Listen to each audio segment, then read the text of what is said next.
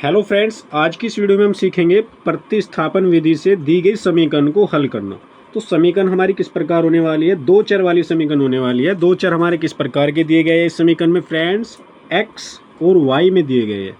तो इनको किस तरीके से हम हल करेंगे। तो सबसे पहले जब दो समीकरण दी गई है तो इन समीकरण के नाम धर देंगे हम। समीकरण का नाम a और समीकरण का नाम b ऐसा रखेंगे। या समीकरण एक क्यों, तो इसे कह दूंगा मैं समीकरण एक और इसे कह दूंगा समीकरण दो। ये आपकी बात यहाँ तक क्लियर है दोस्त। तो चलिए अब आगे क्या करना है फ्रेंड्स। तो आप समीकरण एक को उठा लीजिए या समीकरण दो को उठा लीजिए और उसमें से क्या तो x चर का मान निकाल लीजिए या y चर का मान निकाल लीजिए। जो आपको ठीक लगेगा आप वो कर सकते हैं। तो मैं क्या करूँगा, समीकरण एक से क्या करने जा रहा हूँ, x का मान निकालूंगा। समीकरण एक से इतनी बात लिख दिया आपने। अब क्या करना है, समीकरण वापस से उठा लीजिए। 3x प्लस के 4y बराबर में 10 और आपको निकालना है x का मान। तो आप x को ऐसे रोक लीजिए और बराबर में 10 ऐसे रहने दीजिए और ये 4y बराबर से इधर लेकर आएंगे तो ये आपका हो जाएगा माइनस के 4y। यहाँ तक बात आपको क्लियर, ठीक है फ्रेंड्स। अब आपको क्या करना है, x के गुना में 3 लगा हुआ है तो आप इसको बराबर वाले के भाग में भेज दीजिए। x बराबर 10 माइनस के 4y और हर में आ गया आपका 3। ठीक है फ्रेंड्स। अब आप इसको क्या नाम दे देंगे, समीकरण 3 नाम दे दीजिए। तो क्या भैया ये आपका प्रॉपर मान है x का, तो मैं कहूँगा अभी ये प्रॉपर मान नहीं है। प्रॉपर मान तब होता है जब कोई संख्या होती है, जैसे 10 माइनस 4 होता है अकेला ही। तो 10 में से 4 गया 6 और 6 को जब मैं 3 से भाग लगाता तो 2 वैल्यू आ जाती निकल कर। तो x की प्रॉपर मान वो होता है। तो अभी नहीं आया ना, तो अभी ऐसे रहने दीजिए। अब क्या करेंगे, समीकरण एक से हमारी क्या बनी है दोस्त, समीकरण एक से समीकरण 3 बनी है। तो अब आपकी बच रही है समीकरण दो, जिसको अभी अब तक हमने छेड़ा भी नहीं है। तो क्या करेंगे भैया, समीकरण 3 से x का मान समीकरण 2 में रख देंगे। तो लिखते हैं, चलिए x का मान समीकरण 3 से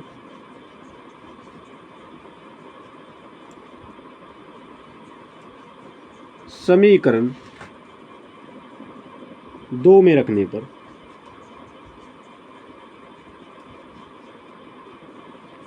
ठीक है फ्रेंड्स, इतनी बात आपको लिख देनी है। आदत बन जाएगी लिखने की भी, कोई रटना नहीं है कुछ। ठीक है, सब कुछ आपको प्रॉपर ऐसा का ऐसे ही लिखते जाना है, वो आपको प्रैक्टिस हो जाएगी। अब आप क्या करेंगे, x का मान जब समीकरण 3 में रख रहे हैं तो x का मान समीकरण 3 से समीकरण 2 में रख रहे हैं। तो समीकरण 2 को आप नोट डाउन यहाँ पर कर लीजिए। तो समीकरण 2x माइनस के 2y बराबर के 2।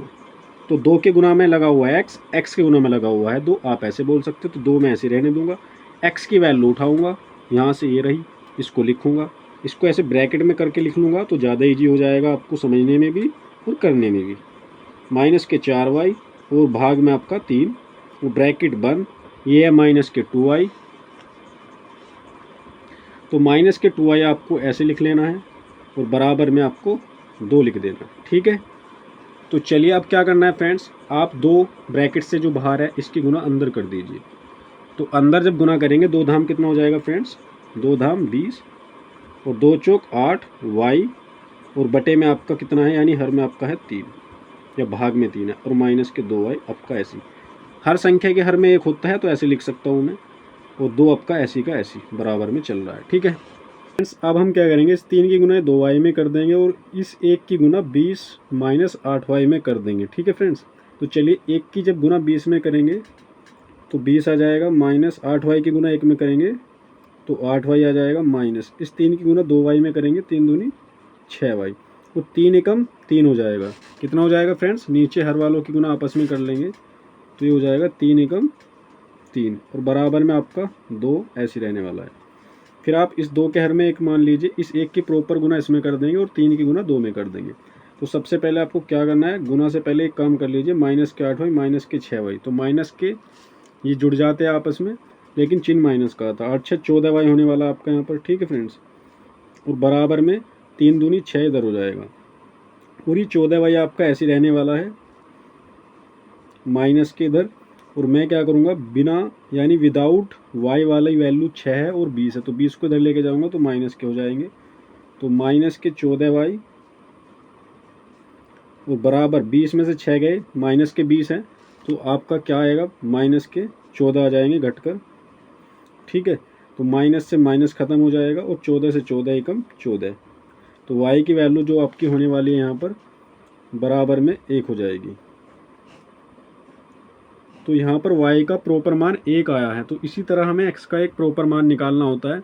तो आप क्या तो समीकरण 1 में रख दीजिए y की वैल्यू, या समीकरण 2 में, ये जो y की वैल्यू आई है आपकी निकल कर, तो नहीं तो आपके पास जो समीकरण 3 बनी थी हमारी उसमें रख दीजिए, वहाँ से भी आपका x का प्रॉपर मान निकल कर आ जाएगा। तो यहाँ पर रखेंगे तो निकल कर आ जाएगा। चलिए रखते हैं। तो मैं इसको थोड़ा इधर करता हूँ, यहाँ पर इसको जगह के हिसाब से यहाँ पर एडजस्ट करूँगा, ठीक है। तो मैं यहाँ पर लिखूँगा x बराबर 10 माइनस के 4 y और हर में था 3, ठीक है। तो x बराबर आपका हो जाएगा 10 माइनस 4, y गुना में है तो y की वैल्यू रखूँगा 1 और हर में आपका होने वाला है 3, और x बराबर 10 माइनस 4 एकम 4 और हर में आपका आ गया 3, x बराबर 10 में से 4 गए फ्रेंड्स तो बचेंगे आपके 6 और हर में आपका 3, तो 3 एकम 3, 3 दूनी 6। तो x बराबर 2 और हर में 1, तो आप ऐसे लिख सकते x बराबर 2 ही लिख सकते हैं, ठीक है फ्रेंड्स। तो आपके प्रॉपर y की वैल्यू आ गई है निकल कर ये वाली, और x की वैल्यू निकल कर आ गई है। तो आपको x चर और y चर की वैल्यू निकल कर आ गई है। इसी तरीके से समीकरण को हल करना होता है। एक बार मैं पूरा व्यू दिखाना चाहूँगा इसका, जिससे कि आपको नोट करने में आसानी हो जाए, ठीक है फ्रेंड्स। तो चलिए मैं स्टार्टिंग से दिखा देता हूँ थोड़ा, कहाँ से हमने स्टार्ट किया था। तो यहाँ से आपने स्टार्ट किया था, आप स्क्रीनशॉट या वीडियो को पॉज करके धीरे धीरे से आप इसको नोटबुक में नोट करेंगे, ठीक है फ्रेंड्स। तो चलिए मैं थोड़ा सा रिव्यू कर रहा हूँ इसका स्टार्टिंग से, आप स्क्रीनशॉट ले लेंगे। तो मैं y की वैल्यू तक जाऊँगा इसको लेकर, ठीक है, यहाँ तक। फिर मैंने क्या किया था, थोड़ा एडजस्ट किया था इधर की ओर, आपको क्लियर दिख रहा होगा। और यहाँ पर हमारी x की वैल्यू निकल कर आ गई थी 2, ठीक है फ्रेंड्स। यही हमारे क्या होने वाले आंसर होने वाले हैं इन दो समीकरण के। तो अब आप आसानी से प्रतिस्थापन विधि सीख गए होंगे निकालना, ठीक है फ्रेंड्स। मिलते हैं किसी नेक्स्ट वीडियो में नेक्स्ट टॉपिक के साथ, तब तक के लिए बाय बाय।